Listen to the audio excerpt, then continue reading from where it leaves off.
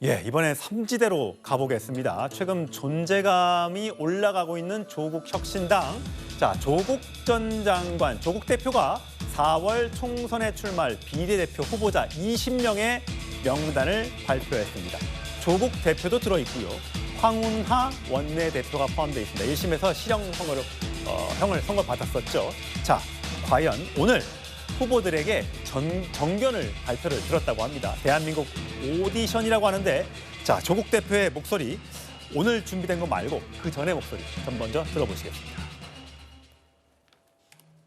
모 비례정당 같은 경우는 주로 범죄 혐의로 재판 확정을 남긴 사람을 줄줄이 사탕으로 서 있잖아요. 조국이 확정되면 황운하가 받고, 황운하가 확정되면 그 다음이 받고, 이런 유한이에요? 저희 생각으로는 조국 혁신당에 대한 국민들의 지지도가 높아지니까 이 위축된 한동훈 대표와 국민의힘이 예민하고 불안해진 모양인데요. 제가 표준어로 하면 어감이 살지 않을 것 같아서 제가 부산 사투리로 한마디 하겠습니다. 너희들 쫄았제? 예, 자, 조국 대표와 황운하 의원 등이 포함된 20명의 비례대표 후보자가 오늘 정견 발표를 했는데, 조국 대표는 정치개혁 분야의 후보고 황운하 의원은 검찰개혁 분야에 속해 있다고 합니다. 뭐 도덕성, 전문성, 의정활동 능력을 심사를 해서 17일, 18일 국민투표를 후한 다음에 최종 순번 1번부터 20번까지를 선정을 한다고 합니다. 최인영 변호사님, 네. 어떻게 보셨어요? 저도 어제 저녁에 남자 10명, 여자 10명 이렇게 돼 있는 것을 봤습니다. 예. 근데 그중에서 흥미로운 분들이 그렇게 검찰을 비판하고 검찰 독재 정권이다라고 했는데, 잘 알아봤더니만 지금 조국 전 장관은 본인이 서울대법대 형법 교수에다가 또 그 법무 장관까지 하셨고, 지금 옆에 있는 황운하 경찰이었고, 더불어서 여성으로서는 어떻게 보면은 그 검찰 출신으로서 박은전 전 검사가 있고, 예. 그리고 또 그 차규근 예전에 이제 검사장이 또 있었단 말이에요. 예. 20명 중에 지금 법조인 내지는 어떻게 보면은 검찰 경찰과 관련된 사람만 벌써 5명이 넘어가고 있는 검찰 이런 상황 개혁을 속에서, 주장을 하면서 검찰 출신들이 너무 많다. 네, 그러면서 이게 도대체 무슨 상황이냐? 오히려 조핵관 검찰 공천 아닙니까? 조국 핵심 관계자들에 대한 검찰 경찰 공천 아닙니까? 아마 지금 앞으로 이제 순번은 앞으로 결정한다라고 하지만 미루어 짐작컨대 그 분들이, 지금 말씀드렸던 분들이 제일 앞에 갈 부분이 있고, 나아가 지금 이분 같은 경우에는 이재명 방탄당이라고 하듯이 조국 방탄당 아닙니까? 실제로 조국 좀 전에 국민의힘을 향해서 당신들 쫄았냐 이렇게 얘기하는데, 예. 오히려 이와 같은 당을 만드는 것, 조국 당을 만드는 것 자체가 대법원 실형 확정을 앞에 두고 쫄아서 조국 당을 만든다라는 그런 반론도 충분히 가능하단 말이에요. 그렇기 때문에 거기에 어디 국민들을 향한 어떤 반성, 본인의 어떤 죄에 대한 반성, 그에 대한 어떤 어떻게 보면은 그 사과가 있습니까? 오히려 빳빳하게 머리를 들면서 오만하게 보이는데, 오히려 국민들의 조국 전 장관에 대한 사법 리스크에 대한 비판, 그것이 좀 더 남은 기간 동안 부메랑으로 돌아갈 가능성이 전 높다고 봅니다. 예, 어쨌든 보면 뭐 도덕성이 맨 앞에 있는데, 두 사람 어쨌든 2심에서 또 1심에서 실형을 선고받은 사람이기 때문에 도덕성 점수가 과연 몇 점이나 나올지 나중에 그 심사 결과를 좀 봤으면 좋겠다는 생각이 좀 듭니다. 자, 조국 전 장관, 조국 대표가 오늘 그 오디션에 나가서 이렇게 얘기를 했다고 하죠. 압도적인 1등을 만들어 달라. 1번을 달라고 하는 것일까요? 자, 압도적 1위 만들어 달라? 그랬더니 황운하 또 의원은 나를 압도적 2위로 만들어 달라. 자, 이렇게 되면, 자, 이민찬 대변인, 보통은 이제 여성 1번, 남자 2번 이렇게 왔다 갔다 하잖아요. 그러면 2번이 조국 대표고 4번이 황운하 의원이 되는 겁니까? 그렇게 갈 수밖에 없을 겁니다. 결국 투표를 하게 되면 조국 전 장관이 대표를 맡고 있기 때문에 그 길을 갈 텐데, 지금 지지율이 조금 잘 나온다고 지지율에 취해 있는 것 같아요. 그런데 결국 조국 혁신당은 열린민주당의 길을 갈 수밖에 없다고 봅니다. 양당의 사표 방지를 위해서 양당에 쏠릴 수밖에 없고, 조국 혁신당의 크게 지금과 같은 지지율은 점점 선거가 임박할수록 빠질 수밖에 없는데요. 이런 논란, 조국 혁신당, 민주당의 그런 비례위성 정당 이 논란은 비례위성, 연동형 비례대표제를 민주당이 강행 처리할 때부터 예견된 일이었습니다.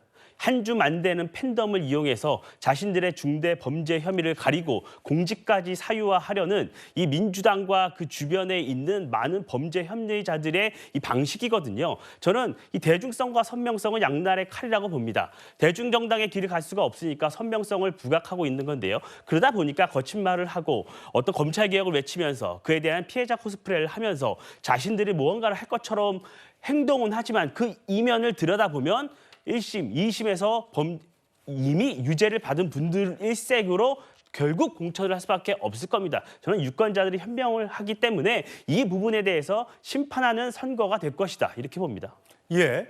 자, 이런 여러 가지 비판에도 불구하고 조국 혁신당의 지지율이 꽤 높은 걸로 나오는 여론조사들이 많이 나오고 있습니다. 자, 갤럽의 여론조사를 보면 투표 의향 비례대표 정당의 경우에 국민의힘의 34, 민주연합, 민주당이 주도하는 비례 준위상 정당의 24, 조국 혁신당이 19, 굉장히 높게 나오고 있습니다. 개혁신당 4, 녹색정의당, 새로운 미래가 각각 2가 나오고 있는 이런 여론조사 결과인데 지금 조국 혁신당의 당원이 10만 명을 넘었다는 보도까지 나오고 있습니다. 자, 성추인 부의장 보시기에는 자, 이렇게 되면 나중에 선거 후에 결국은 만약에 이런 순서대로 진짜 조국혁신당이 굉장히 많은 비례 의석수를 가져가게 된다면 민주당 입장에서는 저것도 우리 편 나중에 열린민주당을 흡수했던 것처럼 조국혁신당도 흡수해서 같이 가는 것 아니냐라는 전망이 있을 수 있지 않을까요? 저는 그렇게 생각하지 않습니다. 아, 그래요? 왜냐하면은 비례 의석은 그렇게 나눠 갖는다라는 시각으로 바라볼 수 있지만 저는 지역구 선거에 영향을 줄 거라고 봅니다. 왜냐하면 지역구 선거에서 이 당락을 가르는 중요한 그 표심은 결국 중도층의 표심이기 때문에 조국혁신당의 이런 선전 그리고 자꾸 언론에 그 오르락내리락 하는 것들이 중도층 표심으로 하여금 과연 민주당 왜냐하면 조국혁신당은 지금 지역구 후보는 안 내기로 하지 않았습니까? 예. 아마 민주당 후보에게도 영향을 줄 수 있다. 저는 그렇기 때문에 좀 우려스럽게 보고 있고요. 다만 지금 조국혁신당의 이런 뭐 선전이나 이런 모습들이 지금 아무래도 민주당에서 추진하고 있는 비례연합정당에서도 지금 뭐 잡음이 좀 나오고 있지 않습니까?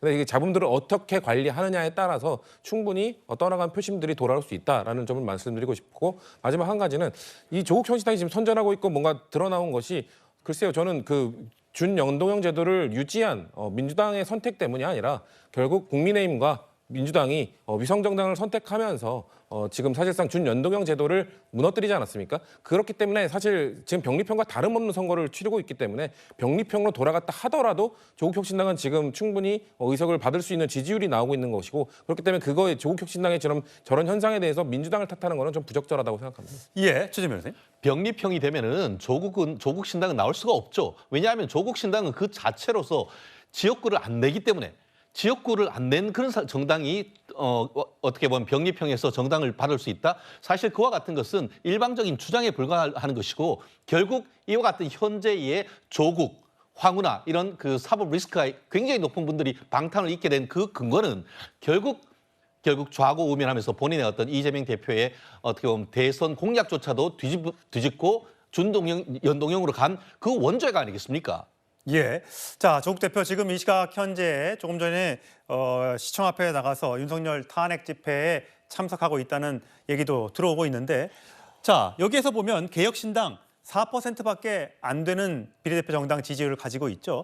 자, 이준석 대표가 굉장히 지금 궁지에 지금 몰려 있는 상황인데 이준석 대표의 책임이다. 그래서 안에서 이준석 대표가 좀 책임을 져야 된다. 이런 목소리가 나오고 있는데 여기에 대해서 이준석 대표가 이렇게 받아쳤습니다. 아무래도 이제 뭐 핵심 관계자라고 언론이 보도하는 거는 최고위원급 이상일 텐데요. 선거에 나가가지고 기대했던 지역구 득표율이 안 나오면 좀 당황할 수는 있습니다. 그런데 그것과 관계없이 뭐 제가 책임지라면 못 지겠습니까? 그게 지금 상황에서 당에 도움이 될지는 뭐 최고위에서 공개적으로 아마 그럼 거론을 하셔야죠. 그거는. 그러니까 그걸 익명 인터뷰로 하는 거는 좋지 못하다. 예, 이민찬 대변인. 개혁신당 이 섣부르게 빅텐트를 시도하다가 깨져서 실망했다는 부정 요인이 높다. 당대표가 책임지지 않는데 누가 우리 당에 신뢰를 보내겠냐라고 개혁신당의 관계자가 얘기했더니 이준석 대표는 옛날에 윤핵관 자꾸만 뒤에 숨어서 핵심 관계자 이렇게 얘기하지 말라고 했더니 이제는 또 다른 핵심 관계자 얘기하지 말고 실명 밝히고 얘기를 해라 이렇게 했어요. 이준석 대표 참 한결같은 모습이죠. 제3신당 같은 경우에는 지지율이 안 나오면 당에서 이런저런 말이 나오고 내분이 있는 건 과거에도 여러 보여왔던 모습인데요. 이준석 대표 같은 경우에는 과거 국민의힘 시절에도 어떤 자체적으로 발광체가 되기보다는 특정 어떤 권력을 비판하면서 본인이 반사체 같은 역할을 했어요. 그 비판하는 그 모습에 대해서 반사이익을 보는 정치를 해왔습니다. 그런데 지금 본인이 당 대표가 됐고 본인이 이런저런 공약을 내걸고 당을 이끌고 있는데 그 약속이 지켜지지 않다 보니까 이런저런 비판이 당내에서 나오고 있는 것인데요. 그런데 선거가 이제 25일 남았습니다. 그러면 공천도 더 빨리 하고 당에서 어떤 큰 이슈를 던져서 전국을 주도해야 되는데 이렇게 작은 다툼을 하는 모습을 계속 뉴스에 올리는 거에 과연 개혁신당 지지율 견인에 도움이 될지 의문이 듭니다. 예, 선거가 25일밖에 안 남았다는 점에서 개혁신당의 발걸음은 굉장히 조급해질 수밖에 없을 텐데 어떤 돌파구를 찾을 수 있을지 관심이 갑니다.